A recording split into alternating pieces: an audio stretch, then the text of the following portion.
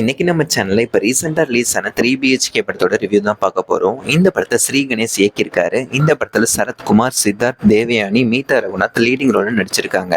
இந்த படம் ஒரு நடுத்தர குடும்பத்தோட வாழ்க்கையின் பிரதிபலிப்புனே சொல்லலாம். இந்த படத்தோட ஒன்லைன் ஸ்டோரி பாத்தீங்கன்னா, நடிகர் சரத்குமார் ஒரு ஃபேக்டரியில அக்கௌண்டன்டா வேலை பார்க்கறாங்க. அவரோட ஒய்ஃபா தேவயானியும், அவரோட மகனா சித்தார்த்தும், மகள்லாம் மீதா ரகுநாத்தும் நடிச்சிருக்காங்க. இவங்களோட குடும்பம் ஒரு வாடகை வீட்டுல இருக்காங்க. சொந்த வீடு இல்லாத காரணத்தினால இவங்க அடிக்கடி வீடு மாற வேண்டிய சூழ்நிலை ஏற்படுது. இவங்களோட கனவே ஒரு சொந்த வீடு எப்படியாவது கட்டி நம்ம குடியேறணும் அப்படிங்கிறது தான். இதுக்காக சரத்குமார் தன்னோட சம்பளத்துல ஒரு பகுதியை சேமிச்சுக்கிட்டே வர்றாரு. சரத்குமாரோட ஒய்ஃபா வர தேவயானியும் தன்னோட பங்குக்கு குடும்ப செலவுக்கு கை கொடுக்கறாங்க. மகன் பெரியவனாகி குடும்பத்தை காப்பாத்துவாங்கிற கனவுல சித்தார்த்த பாத்தீங்கன்னா பெரிய காலேஜ் ஸ்கூல்ல படிக்க வைக்கிறாங்க. அண்ணனுக்காக தங்கச்சியும் ஒரு கவர்மெண்ட் ஸ்கூல்ல படிக்க வைக்கிறாங்க. ஆனா தங்கச்சியும் அதை அனுசரணையா ஏத்துக்கிறாங்க.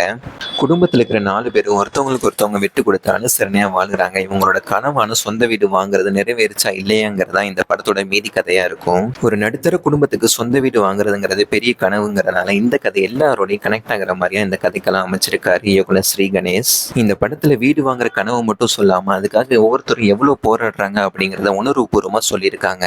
ஒரு எமோஷனல் ஃபேமிலி மூவி பார்க்கணும்னு நினைச்சீங்கன்னா கண்டிப்பா இந்த படத்தை நீங்க ஒரு தடவை ட்ரை பண்ணி பார்க்கலாம். இந்த மாதிரியான ஷார்ட்டான மூவி ரிவ்யூஸ்க்கு நம்ம சேனலை மறக்காம சப்ஸ்கிரைப் பண்ணிக்கோங்க. அடுத்து எந்த படத்தோட ரிவ்யூ போடலாங்கிறதையும் கீழே கமெண்ட்ல சொல்லுங்க.